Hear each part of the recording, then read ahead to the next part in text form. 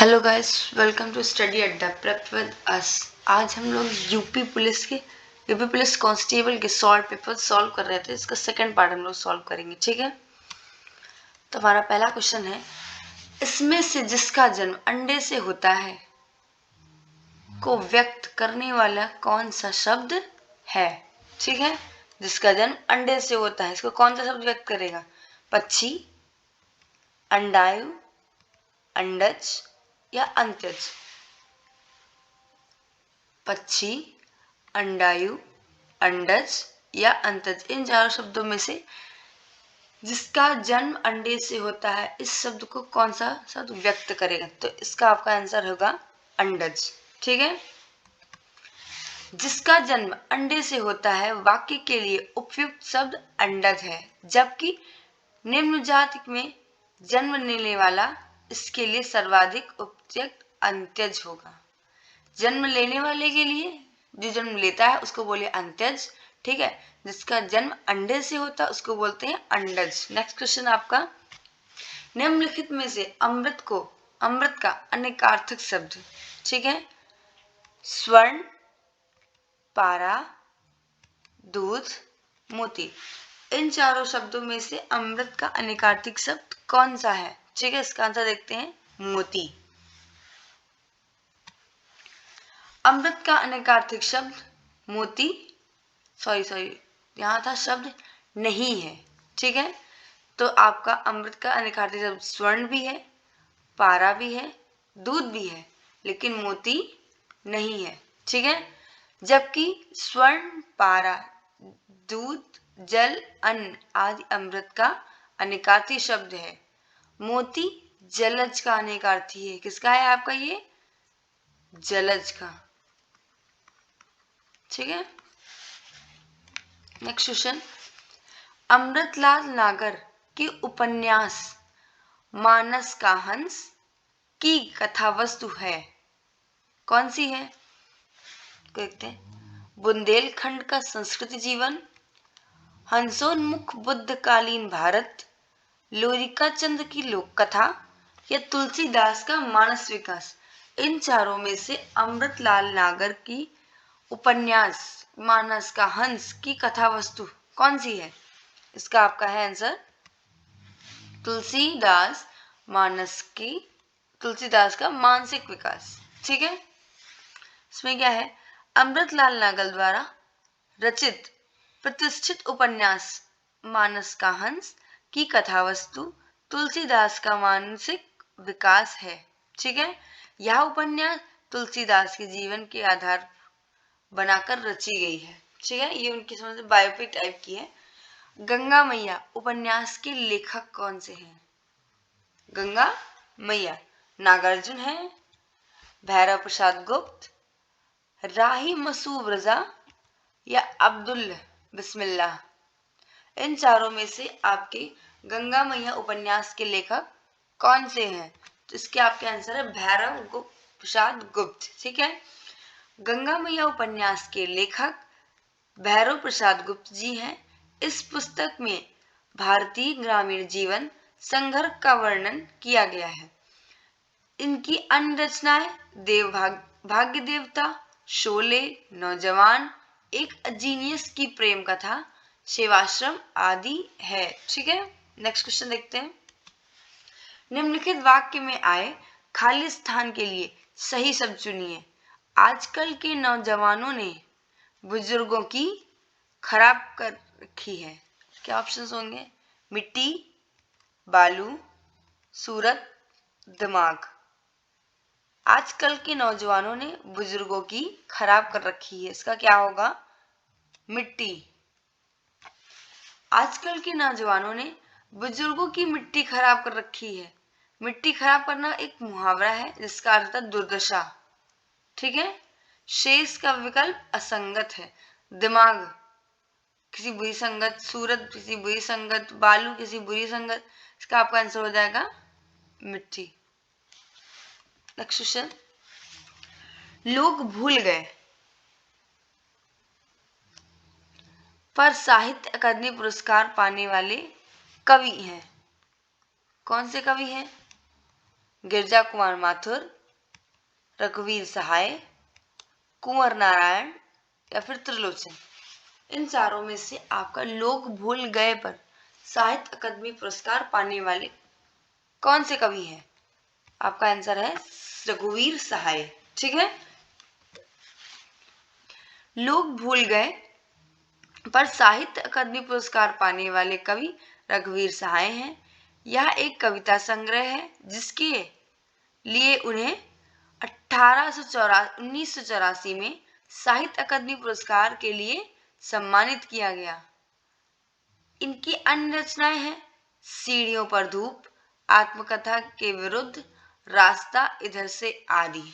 ठीक है, next question, ये आपका एक पैराग्राफ है। ठीक है, पैराग्राफ से आपके कुछ क्वेश्चंस हैं, उनको पढ़ते हैं। पहले पैराग्राफ पढ़ लें।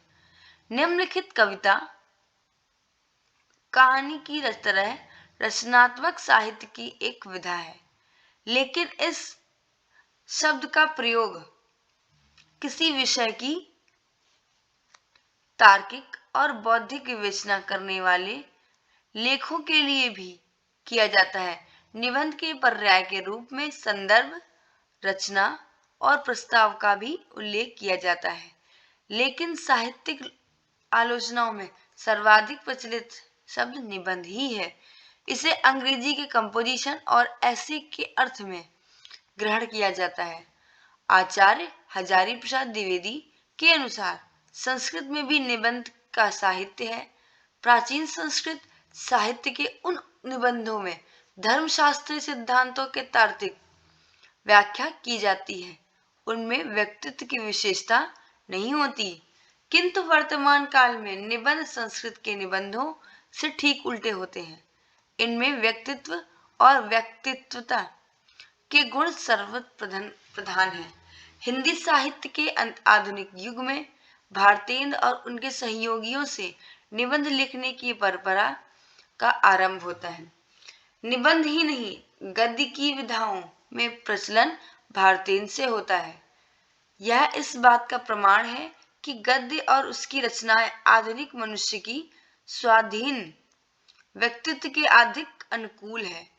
मोटे रूप से स्वाधीनता अधिक मनुष्य के केंद्रीय भाव है। इस भाव के कारण परंपरा की रूढ़ियां दिखाई पड़ती हैं, सामयिक परिस्थितियों का दबाव अनुभव होता है, भविष्य की भावनाएं खुल जानी पड़ती हैं। इसी को इतिहास बोध कहा जाता है। भारतीय युग का साहित्य इस साहित्य बोध के कारण आधुनिक माना जाता है। ठीक है, अब इस पैराग्राफ से रिलेटेड कुछ क्वेश्चंस इसको देखते हैं। प्रस्तुत गद्यांश का शीर्षक क्या होगा? इसका आपका होगा हिंदी साहित्य, गद्य साहित्य या निबंध की विधाएं या फिर रचनात्मक साहित्य। आपके हिसाब से इन चारों ऑप्शंस में से इस गद्यांश का शीर्षक क्या हो सकता है? देखते हैं। निबंध की विधाएं, क्योंकि इसमें बताया गया ना कौन कौन सी विधाएं किस तरह से निबंध लिखा जा सकता है, इस वजह से। ठीक है, प्रस्तुत गद्यांश का शीर्षक निबंध की विधाएं है। ठीक है, उपयुक्त गद्यांश में निबंध को ही केंद्र में रखकर वर्णन किया गया है, जिसे शेष विकल्प असंगत प्रतीत होता है। ठीक है, नेक्स्ट क्वेश्चन, निबंध में हिंदी में निबंध का प्रारंभ कब से हुआ? भक्ति काल से, भारतेंद्र युग से, द्विवेदी युग से या फिर छायावादी युग से? तो इसका आपका हुआ है भारतेंद्र युग से। ठीक है, यही कहीं लिखा था, ये भारतेंद्र युग। ठीक है, उपयुक्त गद्यांश में दिए गए पंक्ति हिंदी साहित्य का आधुनिक युग में भारतेंद्र और उनके सहयोगी से निबंध लिखने की परंपरा का आरंभ होता है से स्पष्ट होता है। हिंदी में निबंध का प्रारंभ भारतेंद्र युग से ही हुआ है। ठीक है, नेक्स्ट क्वेश्चन, हिंदी में निबंध का आरंभ कब से हुआ? सॉरी, रिपीट हो गया क्वेश्चन। नेक्स्ट देखते हैं। आधुनिक मनुष्य का केंद्रीय भाव क्या है? साहित्य, निबंध, स्वाधीनता या फिर इतिहास बोध? इन चारों में से आधुनिक मनुष्य का केंद्रीय भाव है क्या है? स्वाधीनता। प्रस्तुत गद्यांश के अनुसार स्वाधीनता मनुष्य का केंद्रीय भाव है। ठीक है, नेक्स्ट क्वेश्चन। सॉरी, आपका रिपीट हो गया फिर से। हाँ, भारतेंदु और उनके युग के संदर्भ में सत्य कथन है। कौन सा? गद्य काव्य विधा का प्रचलन भारतेंदु युग से होता है। हिंदी साहित्य में भारतेंदु और उनकी सहयोगी से निबंध लिखने की परंपरा का आरंभ होता है। भारतेंदु युग का निबंध प्रचलन संस्कृत साहित्य के निबंधों का विकास है, या भारतेंदु युग के साहित्य सिर्फ इतिहास बोध के कारण आधुनिक नहीं माना जाता है। इन चारों में से आपका ऑप्शन कौन सा है? हिंदी साहित्य में भारतेंदु और उनके सहयोगी से निबंध लिखने की परंपरा से आरंभ होता है। ठीक है, प्रस्तुत गद्यांश के अनुसार भारतेंदु और उनके युग के संदर्भ में दिया गया है कथन हिंदी साहित्य और में भारतेंदु और उनके सहयोगी से निबंध लिखने की परंपरा का आरंभ होता है, और यह सत्य है। ठीक है, इसमें से उसी समय को व्यक्त करने वाला कौन सा शब्द है? तत्सम, तुरंत, तत्कालीन या तत्काल। फिर से क्वेश्चन रिपीट करते हैं। इनमें से उसी समय को व्यक्त करने वाला कौन सा शब्द है? आपका आंसर है तत्कालीन। कहते नहीं तत्काल ये काम कर दो या तत्कालीन ये काम कर दो, उससे बोला गया है। दिए गए विकल्पों में तत्कालीन शब्द उसी समय को व्यक्त करने वाला शब्द है। शेष विकल्प असंगत मतलब गलत है। ठीक है, कृत प्रत्यय के संयोग से बनने वाली कृत को क्रिया को क्या कहते हैं? सकर्मक, कृदंत, पूर्वकलिक या फिर नाम धातु। इन चारों में से कृत प्रत्यय के संयोग से बनने वाली क्रिया को क्या कहते हैं?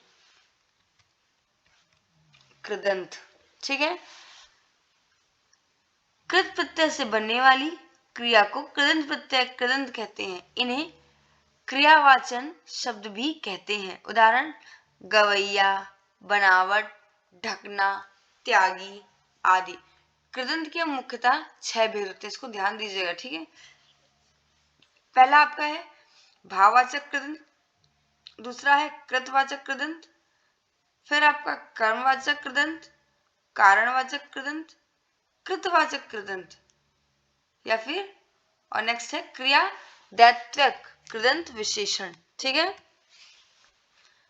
श्री कृष्ण के सुन वचन अर्जुन क्रोध से जलने लगे, सब शोक अपना भूलकर करतल युगल मिलने लगे, संसार देखे अब हमारे शत्रु रण में मृत पड़े। प्रस्तुत पंक्तियों में कौन सा रस है? ठीक है, फिर से क्वेश्चन पढ़ते।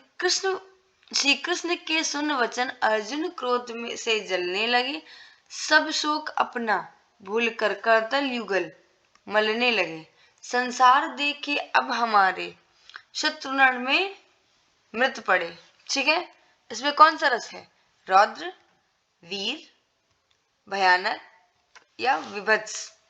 इन चारों में आपको पढ़ने से क्या लगा? इसमें है रौद्र रस। ठीक है, जब श्री कृष्ण अर्जुन से कहते हैं उपयुक्त पंक्ति में रौद्र रस है, मतलब रोने का दृश्य दिख रहा है। जिस काव्य को पढ़ के या सुन के क्रोध की अनुभूति हो, वहां रौद्र रस या रौद्र रस का स्थायी भाव क्रोध होता है। ठीक है, इंसान रोएगा कब? क्रोध में ही ना।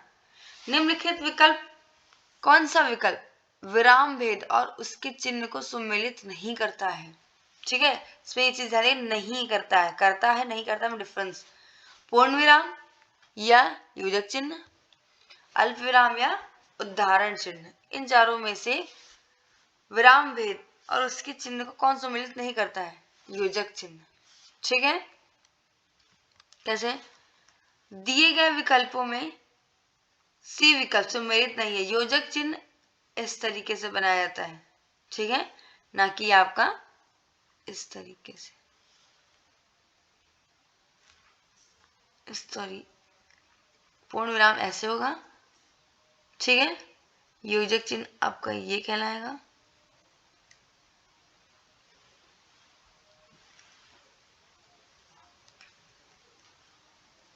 एक मिनट, अल्प विराम आपका इस तरीके से होगा। इसके बाद ये उदाहरण चिन्ह आपका ऐसे बनता है, इसको ऐसे होगा ये, ठीक है।